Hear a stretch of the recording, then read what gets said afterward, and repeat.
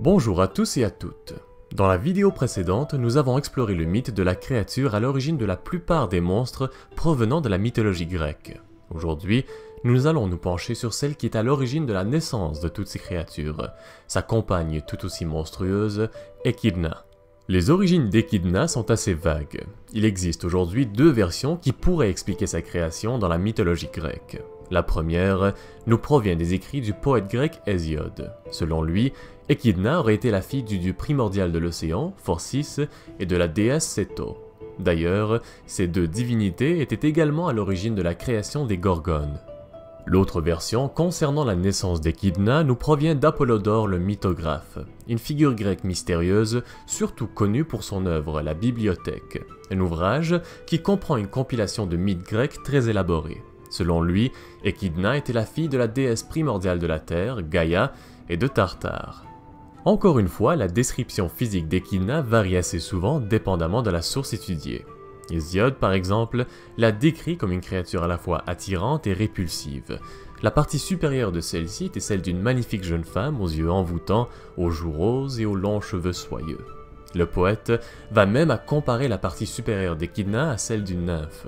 En revanche, la partie inférieure de celle-ci était celle d'un énorme serpent qu'elle utilisait pour broyer ses victimes.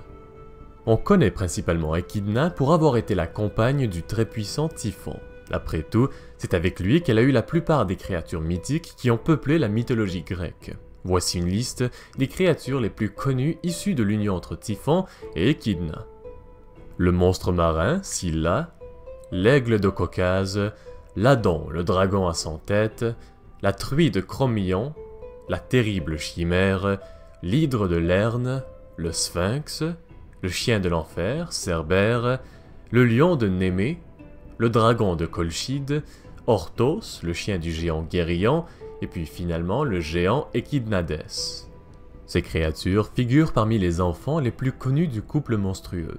La plupart d'entre eux sont présents dans une multitude de mythes et de légendes et opposent très souvent un héros grec et forment ainsi un obstacle que ceux-ci devaient surmonter pour accomplir leur tâche. Malgré le fait qu'Hésiode mentionne dans ses textes qu'Echidna ne vieillissait jamais et qu'elle ne pouvait pas mourir d'une mort naturelle, cela ne la rendait pas immortelle.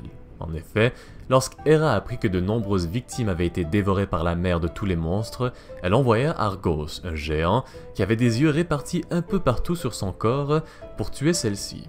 Le géant s'était faufilé dans la caverne où vivait Echidna et l'élimina alors qu'elle dormait encore. Une autre version par rapport à la mort d'Echidna existe dans l'Iliade d'Homère. Selon lui, lorsque Typhon chargea Zeus et affronta les Olympiens, sa compagne était à ses côtés et avait affronté les dieux avec lui. Elle en voulait à Zeus pour la mort d'une grande partie de sa progéniture. Au final, peu après sa victoire, Zeus avait exilé le couple monstrueux dans le fin fond du Tartare. La mère de tous les monstres a également influencé le nom d'un animal adorable originaire d'Australie, l'Échidné.